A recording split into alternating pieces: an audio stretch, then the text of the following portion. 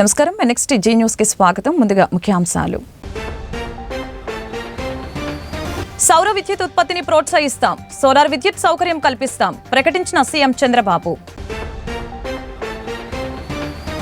విద్యుత్ కొనుగోలు ఒప్పందాన్ని రద్దు చేయాలి, జగన్పై ఈడీ విచారణ జరపాలి డిమాండ్ చేసిన సిపిఎం పోలిట్ బ్యూరో సభ్యులు బివి రాఘవులు. పరిశ్రమలకు ఏపీ చిరునామా, నిరుద్యోగులకి ఉపాధి కల్పన. ఏపీఐడీసీ చైర్మన్ గా బాధ్యతలు స్వీకరించిన డేగల ప్రభ. చంద్రబాబుకు సన్ స్ట్రోక్, శాపంగా మారనున్న రెడ్ బుక్ జోస్యం చెప్పిన అంబటి రాంబాబు. విద్యుత్ శాఖపై సచివాలయంలో రాష్ట్ర ముఖ్యమంత్రి చంద్రబాబు నాయుడు సమీక్ష నిర్వహించారు. రాష్ట్రంలో సౌర విద్యుత్ ఉత్పత్తిని ప్రోత్సహించే విషయంలో చేపట్టిన కార్యక్రమంపై సీఎం చంద్రబాబు అధికారులతో చర్చించారు. పీఎం సూర్యగర్ ప్రభుత్వ కార్యాలయాల్లో సోలార్ విద్యుత్ పరికరాల ఏర్పాటుపై సమీక్షించారు. ఎస్సీ ఎస్టీ వర్గాలకు చెందిన వారి గృహాలకు సోలార్ విద్యుత్ సౌకర్యం ఏర్పాటుపై సమీక్ష నిర్వహించారు. సీఎం అధికారులు పలు సూచనలు చేశారు. కుసుమ్ పథకం, సోలార్ విలేజ్ అంశాలపై సీఎం చర్చించారు. 100% సోలార్ విద్యుత్ సరఫరాకి కుప్పం నియోజకవర్గాన్ని పైలట్ ప్రాజెక్టుగా ప్రభుత్వం ఎంపిక చేసింది. ఆదాని గ్రూప్ నుంచి లంచం తీసుకున్నారని ఆరోపణలపై వైసీపీ అధ్యక్షులు జగన్ ను ఈడీ ఎందుకు ప్రశ్నించడం లేదని సిపిఎం పోలిట్ బ్యూరో సభ్యులు బివి రాఘవులు ప్రశ్నించారు. ఆదానితో జగన్ కుమ్మక్కే ప్రజలపై భారం మోపేలా చేస్తున్న విద్యుత్ ఒప్పందాలని రద్దు చేయాలని సీఎం చంద్రబాబును రాఘవులు కోరారు. పార్టీ నేతలు ఎంఏ బేబీ వి శ్రీనివాసరావుతో కలిసి మీడియాతో మాట్లాడారు. జగన్ ను ఎందుకు వదిలివేశారని రాఘవులు నిలదీశారు. ఆదాని జగన్ కుమ్మక్కై వ్యవహారాలపై విచారణ జరిపించాలని ఈ సందర్భంగా డిమాండ్ చేశారు. అలాగనే ముడుపుల వ్యవహారంపై పార్లమెంటు సమావేశాల్లో చర్చించి జేపీసీతో విచారణ జరిపించాలని అన్నారు. దక్షిణ బంగాళాఖాతం పరిసర ప్రాంతాల్లో ఏర్పడిన వాయుగుండం 24 గంటల్లో మరింత బలపడి తీవ్ర వాయుగుండంగా మారే అవకాశం ఉందని విశాఖ వాతావరణ కేంద్రం తెలిపింది. ఈ ప్రభావంతో దక్షిణ కోస్తా, ఉత్తర కోస్తాలో రానున్న 2 రోజుల పాటు తేలికపాటి వర్షాలు కురిసే అవకాశం ఉందని పేర్కొంది. ఈ నెల 28, 29 నెల్లూరు, ప్రకాశం, తిరుపతి, విశాఖ, శ్రీకాకుళం జిల్లాల్లో వర్షాలు కురుస్తాయని హెచ్చరించింది. తీర ప్రాంతాల్లో 35 నుంచి 55 కిలోమీటర్ల వేగంతో ఈదురు గాలులు వీచే అవకాశం ఉందని తెలిపింది. ఇప్పటికే కోస్తాంధ్రలో 1వ నెంబర్ ప్రమాద హెచ్చరికలు జారీ చేసినట్లు తెలిపారు. ఉత్తర కోస్తా రైతులు అప్రమత్తంగా ఉండాలని అధికారులు తెలిపారు. సన్ స్ట్రోక్ చంద్రబాబుకు తప్పదని మాజీ మంత్రి గుంటూరు జిల్లా వైసీపీ అధ్యక్షులు అంబటి రాంబాబు హెచ్చరించారు. అలాగనే రెడ్ బుక్ నారా లోకేష్ కి శాపంగా మారుతుందని జోస్యం చెప్పారు. సోషల్ మీడియాలో తనపైన, కుటుంబ సభ్యులపైన, జగన్ పైన అసభ్యకరమైన పోస్టులు పెట్టిన వారిని అరెస్టు చేసే వరకు విశ్రమించేది లేదని స్పష్టం చేశారు. రాజ్యాంగం అందరికీ ఒకటేనని తెలిపారు. ఇక నుంచి చట్ట ప్రకారం యుద్ధం చేస్తామని, న్యాయం కోసం పోరాడతామని ఈ సందర్భంగా పేర్కొన్నారు. పట్టాభిపురం పోలీస్ స్టేషన్తో పాటు పలు పోలీస్ స్టేషన్లో తాము ఫిర్యాదులపై పోలీస్ సిబ్బంది సరిగ్గా స్పందించడం లేదని తెలిపారు. ఈ సందర్భంగా ఆయన మీడియాతో మాట్లాడారు. చట్టపరమైన పోరాటంలో భాగంగా ఎస్పీని కలిశామని చెప్పారు. సోషల్ మీడియా పోస్టుల విషయంలో వైసీపీ కో న్యాయం, టీడీపీ కో న్యాయమా అని నిలదీశారు. చట్టం తన పని తాను చేసుకొని పోవటం లేదని ఆక్షేపించారు. పోలీసులు చట్ట ప్రకారం పనిచేయాలని, లేకపోతే వేటు పడుతుందని ఘాటుగా స్పందించారు. అల్లు అర్జున్ నటించిన పుష్ప 2 సినిమా చూడకుండా ఎవరు ఆపలేరని చెప్పారు. ఈ సినిమా చూడటానికి తాను కూడా ఎదురు చూస్తున్నారని చెప్పారు. కార్యక్రమంలో వైసీపీ నాయకులు డైమండ్ బాబు, నిమ్మకాయల రాజనారాయణ, వైసీపీ కార్పొరేటర్లు పాల్గొన్నారు.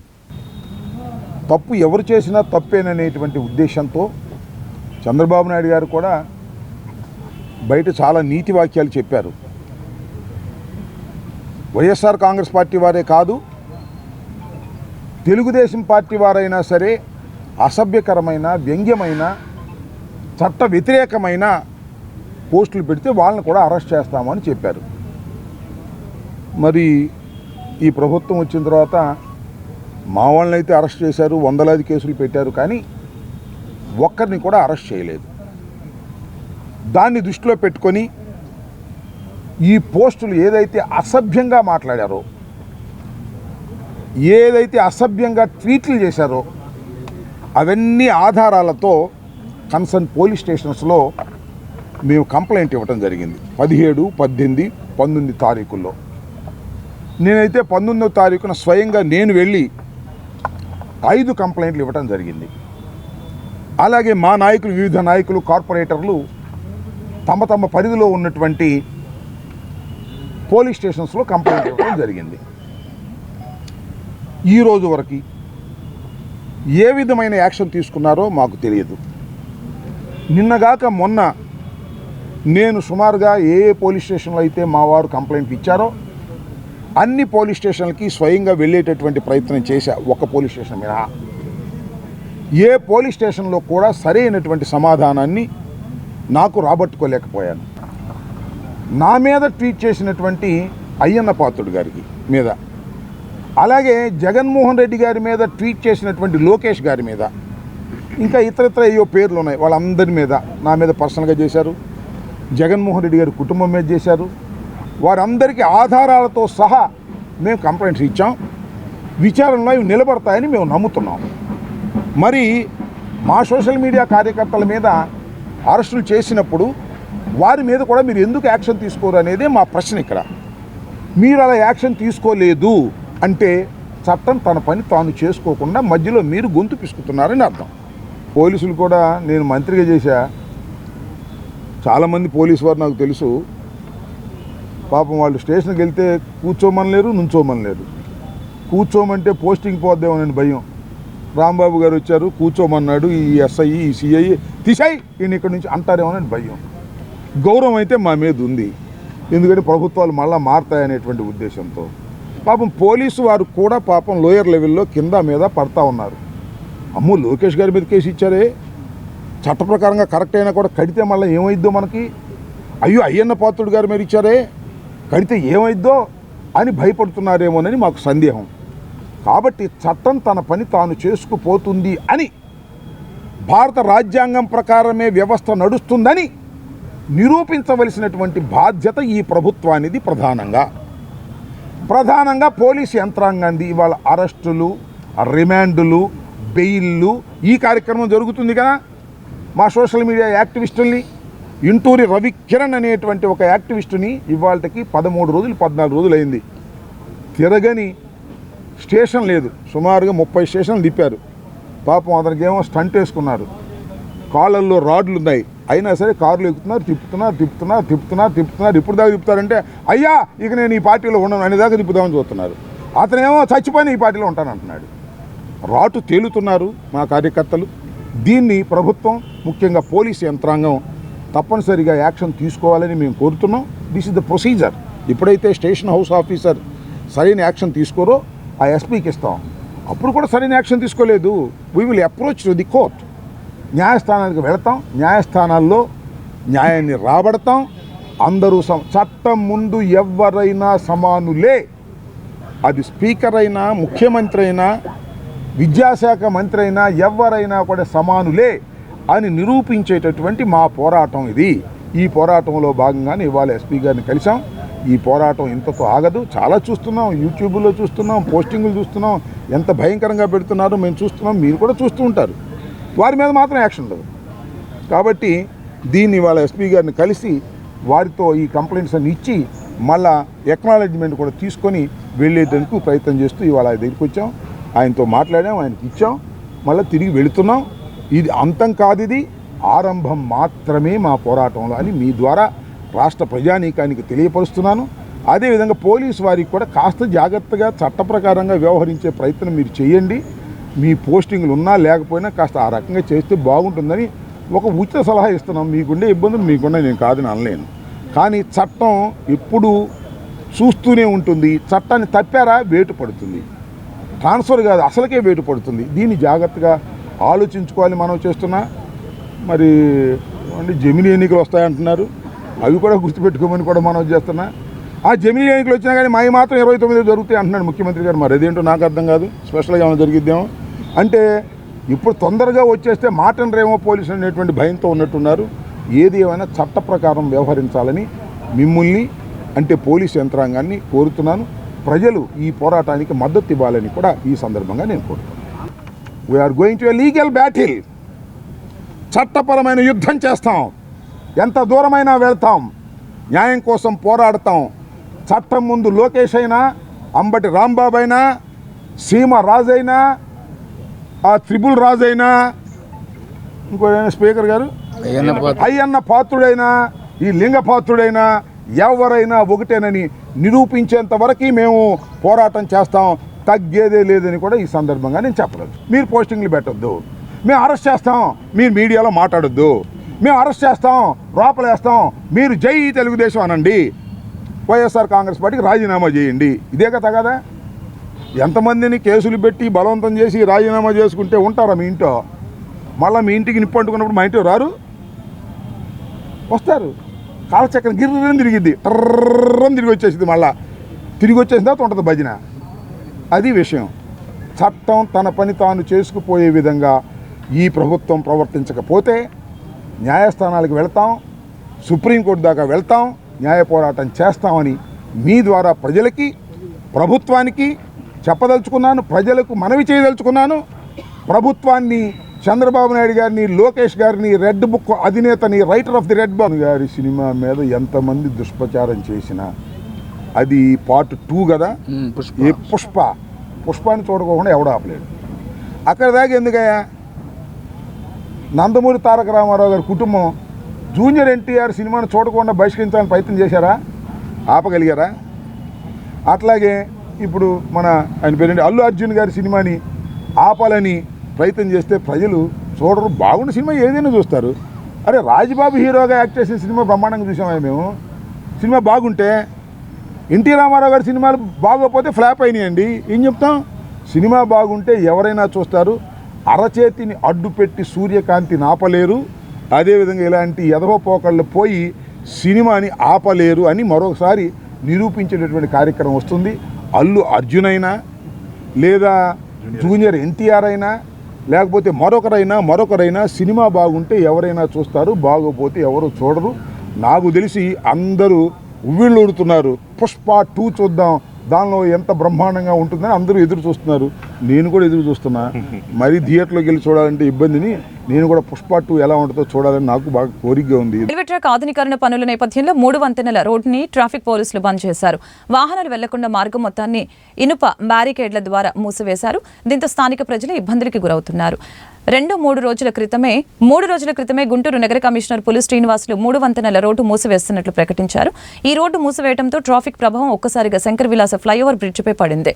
దీంతో వాహన చోదకులు ట్రాఫిక్ చక్రబంధంలో చిక్కుకున్నారు. ట్రాఫిక్ క్లియరెన్స్ చేసేందుకు పోలీసులు చెమటోడుస్తున్నారు. రాష్ట్ర ప్రభుత్వం అమలు చేస్తున్న సంక్షేమ కార్యక్రమాలను అర్హులకు అందించాలని జిల్లా కలెక్టర్ నాగలక్ష్మి అధికారుల్ని ఆదేశించారు.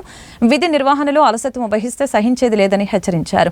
ప్రజా సమస్యల పరిష్కార వేదిక స్పందన కార్యక్రమం జిల్లా కలెక్టరేట్ ప్రాంగణంలో ఎస్ఆర్ శంకరన్ కాన్ఫరెన్స్ హాల్లో సోమవారం జరిగింది.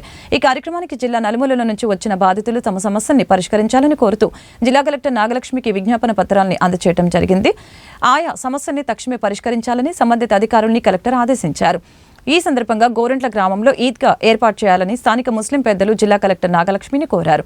అలాగే మరొక బాధితుడు మీడియాతో మాట్లాడుతూ అంగవైకల్యంతో బాధపడుతున్న తనకి గుంటూరు ప్రభుత్వ ఆసుపత్రి వద్ద ఫోటో స్టాల్ పెట్టేందుకు అవకాశం కల్పించాలని కలెక్టర్కి మొరపెట్టుకున్నట్లు తెలిపారు. ఈ గోరంట్ల గ్రామానికి మేము పుట్టిన కాడి నుంచి, అంటే మా నాన్నల తర్వాత కూడా ఒక వీధిగా అనేది లేదు. ఒక వీధిగా రావాలంటే కనీసం 5 కిలోమీటర్లు రావాల్సి వస్తుంది. మనకు గుంటూరులో ఉన్నది నగరపాలక సంస్థలో ఒకటే ఉంది. మా గోరంట్ల గ్రామానికి దాదాపు ఒక 5 మసీదులు ఉన్నాయి. ఈ 5 మసీదుల వైపు నుంచి మేము పెద్దలుగా వచ్చి మా రిక్వెస్ట్ చేస్తున్నాము. మా గోరంట్ల గ్రామానికి ఒక వీధిగా కావాలని రిక్వెస్ట్ చేద్దామని ఈరోజు వచ్చాము. నేను హ్యాండిక్యాప్ సార్, నాకు 2 ఆడపిల్లలు సార్, మా అక్కయ్య కూతురు సార్. మొన్నటిదాకా హాస్పిటల్ గోడ పక్కన టీ కొట్టు పెట్టుకోండి సార్. ఇప్పుడు ఆ టీ కొట్టు కూడా తీసేసారు. మాకు జీవనోపాధి సార్, మా అక్కయ్య మా కాడే ఉంటారు సార్. ఏదన్నా హాస్పిటల్లో టైప్ పెట్టుకున్నా, ఎడ్జీ పెట్టుకున్నా అని వచ్చాను సార్. ఏం కావాలి మీకు? ఇది photo start sir. Photo start మీకు ఏం కావాలి? ఫోటో స్టార్ట్ పెట్టుకోవాలంటే ఎడ్జీ పెట్టుకున్నా, అక్కడ పర్మిషన్ కావాలి సార్. గుంటూరు నగరంలో కార్తీక మాసం పూజలు ఆధ్యాత్మిక పరిమళాల నడుమ ఘనంగా కొనసాగుతున్నాయి. కార్తీక 4వ సోమవారాన్ని పురస్కరించుకుని శైవక్షేత్రాలు శివోహంతో పులకరించాయి. ఈ సందర్భంగా శివయ్యకు ప్రత్యేక పూజలతో పాటు విశేష అభిషేకాలు జరిగాయి. కార్తీక మాస దీపారాధన వెలుగులలో శివాలయాలు దేదీప్యమానంగా వెలుగొందాయి.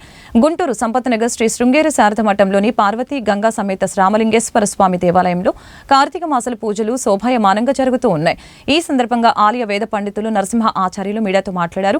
కార్తీక మాసంలో భక్తి శ్రద్ధలతో శివ కేశవులని ఆరాధిస్తే అంత శుభమే కలుగుతుందని తెలిపారు.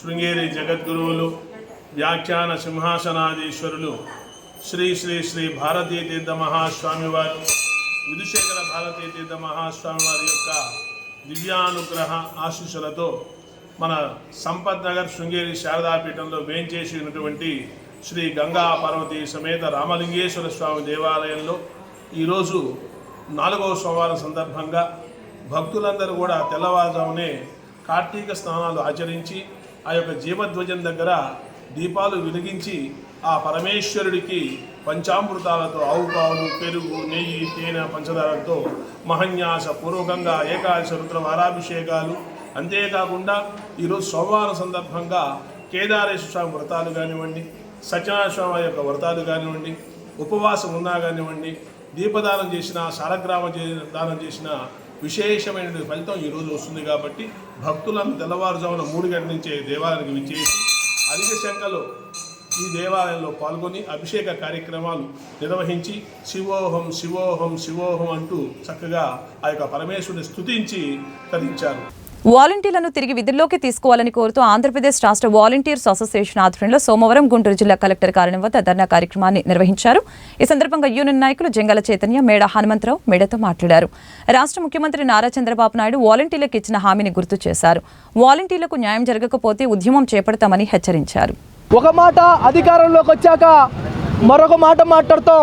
ఈ రాష్ట్రంలో ఉన్న వాలంటీర్ కుటుంబాలు మొత్తం కూడా ఆలోచన చేస్తూ ఉన్నాయి.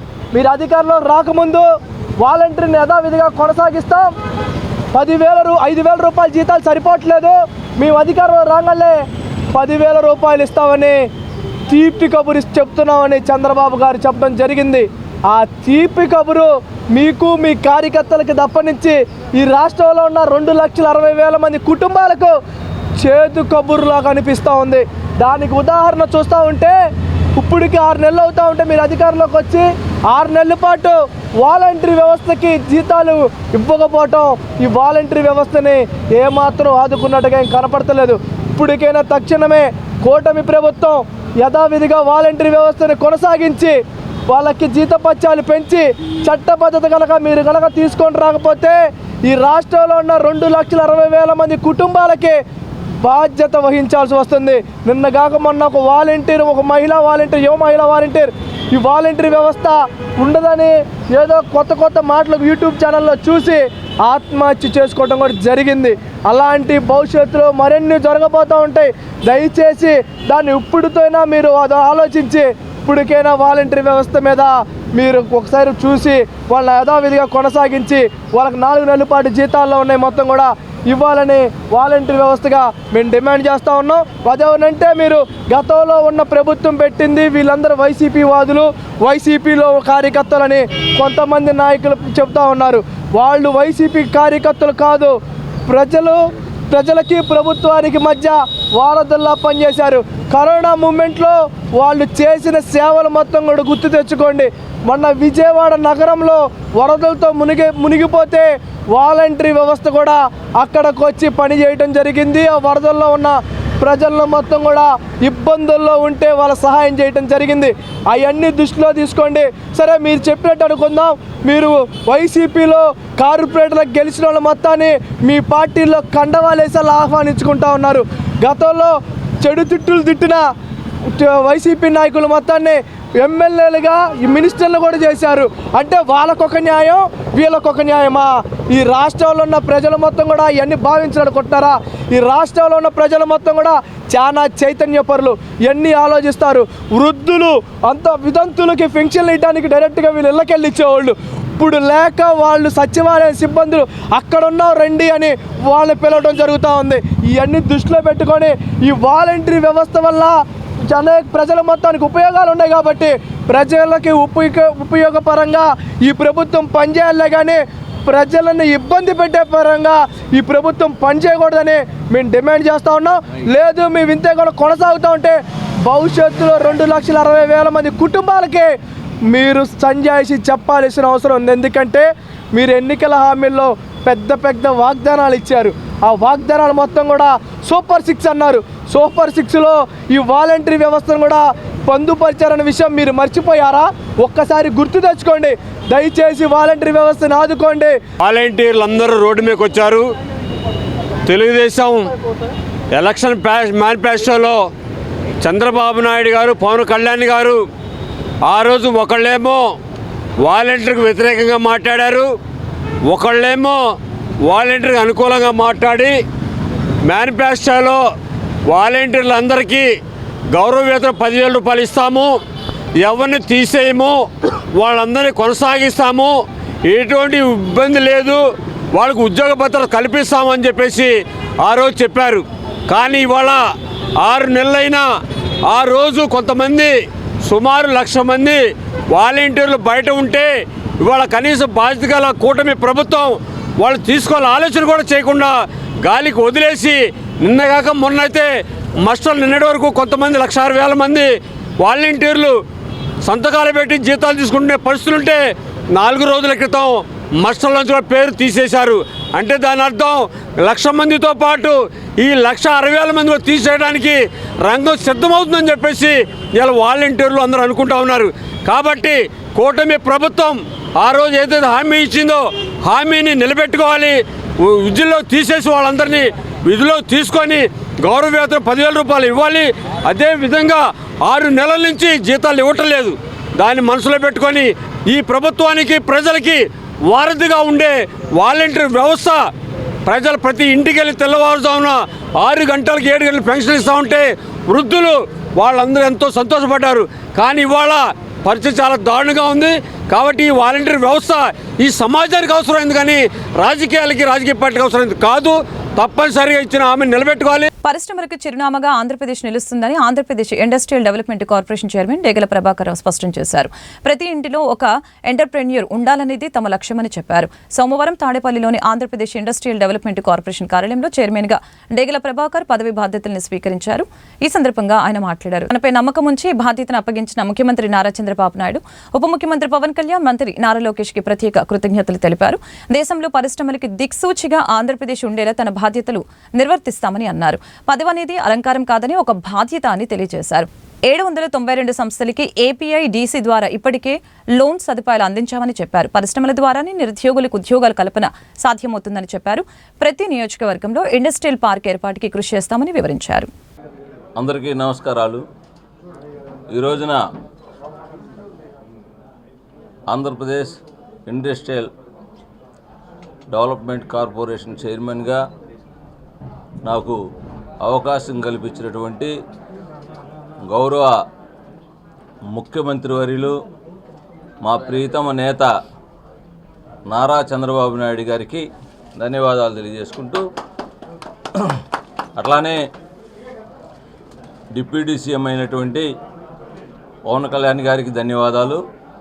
అలానే మా యువనేత ఆంధ్రప్రదేశ్ని ఈ రోజున అభివృద్ధి పరంగా పరుగులు తీస్తున్నటువంటి, అట్లానే యువతకి 20 లక్షల ఉద్యోగాలు ఇవ్వటానికి డే అండ్ నైట్ కష్టపడుతున్నటువంటి మా యువత నేత అయినటువంటి నారా లోకేష్ గారికి ధన్యవాదాలు. అలానే ఈ కార్యక్రమానికి నన్ను ఆశీర్వదించడానికి ఇచ్చేసినటువంటి మా గురువుగారైనటువంటి తాడికొండ ఎమ్మెల్యే గారైనటువంటి తెనాలి శ్రావణ కుమారి గారికి ధన్యవాదాలు తెలియజేసుకుంటూ, అట్లానే మా ఇండస్ట్రియల్ మినిస్టర్ గారైనటువంటి భరత్ గారికి ధన్యవాదాలు. అలానే మా సహచర మరి ఇక్కడ ఎండి గారు రఘునాథ్ గారికి అందరికి కూడా ఈ కార్యక్రమాల్లో పాల్గొంచుకున్నటువంటి ప్రతి ఒక్కరికి, మమ్మల్ని ఆశీర్వదించడానికి వచ్చినటువంటి మా డిప్యూటీ మేయర్ గారికి, శైలా గారికి, ప్రతి ఒక్కరికి ధన్యవాదాలు తెలియజేసుకుంటున్నాం. ఈ రోజున ఆంధ్రప్రదేశ్ ఇండస్ట్రియల్గా ఒక దిక్చూసిలాగా భారతదేశ పటంలో పెట్టాలని చెప్పేసి ఇండస్ట్రియల్గా ప్రతి ఒక్కరిని కూడా అభివృద్ధి చేయాలని చెప్పేసి ప్రతి ఒక్క ఇంట్లో నుంచి ఒక వ్యాపారవేత్తని ఎదిగించాలని చెప్పేసి మన గౌరవ ముఖ్యమంత్రి వర్యులు నారా చంద్రబాబు నాయుడు గారి ఆశలు. ఈ రోజున ఇండస్ట్రీలు డెవలప్ కావాలి, పేదలకి యువతకి ఉపాధి కల్పించాలని చెప్పేసి ఒకే ధ్యేయంతో ఇవాళ పనిచేస్తున్నటువంటి గౌరవనీయులు ముఖ్యమంత్రి వర్యులైనటువంటి నారా చంద్రబాబు నాయుడు గారికి మరొకసారి ధన్యవాదాలు తెలియజేస్తున్నాం. ఈ రోజున నన్ను నా మీద నమ్మకంతో ఈ ఇండస్ట్రియల్ డెవలప్మెంట్ కార్పొరేషన్ చైర్మన్గా నన్ను నియమించడం చాలా ఆనందదాయకం. ఏదైతే నమ్మకం పెట్టుకున్నారో దాన్ని నేను నమ్మకాన్ని ఒమ్ము చేయకుండా దాన్ని 10 అంతలు చేసేసి దాన్ని నేను కష్టపడి మరి ఏదైతే నమ్మకంతో నాకు ఈ పదవి ఇచ్చారో దాన్ని పేరు ప్రఖ్యాతులు ఆ పదవి తీసుకొస్తాయని చెప్పేసి తెలియజేసుకుంటూ ఈ రోజున ఇండస్ట్రియల్ డెవలప్మెంట్ కార్పొరేషను నా పరిధి. ఇది ఇండస్ట్రియల్ డెవలప్మెంట్ కార్పొరేషన్ అనేది డిసెంబర్ 16, 1960లో స్థాపించబడింది. ఇది పారిశ్రామికవేత్తలకి ఒక నాన్ బ్యాంకింగ్ సెక్టార్ లాగా వాళ్ళకి ఏదైతే లోన్స్, దీర్ఘకాలిక లోన్స్ ప్రొవైడ్ చేసి వాళ్ళని ఇండస్ట్రీస్లుగా వాళ్ళకి ప్రమోషన్ ఇవ్వడానికి, వాళ్ళకి కల్పించడానికి, ఏదైనా కానీ పెట్టుబడులు కల్పించడానికి ఇది ఏర్పాటు చేయడం జరిగింది. దీన్ని అనేక రకాలుగా దాదాపుగా 792 ఇండస్ట్రీలకి మేము ఈ ఇండస్ట్రియల్ డెవలప్మెంట్ కార్పొరేషన్ ద్వారా లోన్లు ప్రొవైడ్ చేయడం జరిగింది. అలానే ఈ ఇండస్ట్రియల్ డెవలప్మెంట్ కార్పొరేషన్లో మరి ఈక్విటీ షేర్ల ద్వారా ఒక 344 కోట్లు కూడా దీన్ని వెచ్చించడం జరిగింది. దీని ద్వారా మరి చాలా వరకు లోన్లు ప్రొవైడ్ చేయటం, ఇండస్ట్రీస్ని వాళ్ళకు కావాల్సినటువంటి లోన్ సదుపాయాలు కలగజేయటం, ఏదైతే మన గౌరవ ముఖ్యమంత్రి వర్యులైనటువంటి నారా చంద్రబాబు నాయుడు గారు ఏదైతే పారిశ్రామికవేత్తలను తయారు చేసి తద్వారా రాష్ట్రానికి మరి జిఎస్టీ కానీ ట్యాక్సులు కానీ రావడానికి ఏదైతే మనకి పారిశ్రామిక ఉత్పత్తి ఎప్పుడైతే జరిగిందో ఆటోమేటిక్గా ప్రజలకి ఆర్థికంగా స్థిరపడతారు, రాష్ట్రం అభివృద్ధి చెందిద్ది.